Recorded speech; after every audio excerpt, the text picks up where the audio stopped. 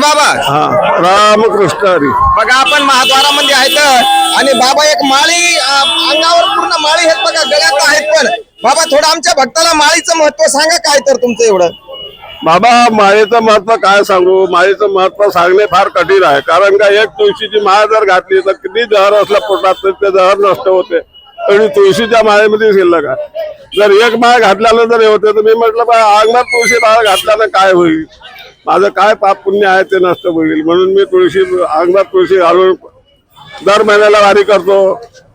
2 वर्षातून 2 वाऱ्या पैदल करतो. महाशिवरात्रीला निघतो, रामजन्माला पंढरपुरात येतो, 1.5 महिना 5 महिने पंढरपुरात जातो, 4 महिने चातुर्मास करतो. आणि श्री भोलाजी महाराज यांच्यासोबत सुद्धा वारी करतो. 800 किलोमीटर वारी. माझं 72 वर्षाचं वय असून मी चालतो. वय 84-85 किलो वय असून सुद्धा चालतो. हे सगळी पांडुरंगाची लीला आहे. मला एक भक्त मिळाले, त्यांनी माझ्याकडून जे बोलून घेतलं ते बोलून घेतलं. धन्यवाद. पंढरनाथ भगवान की जय.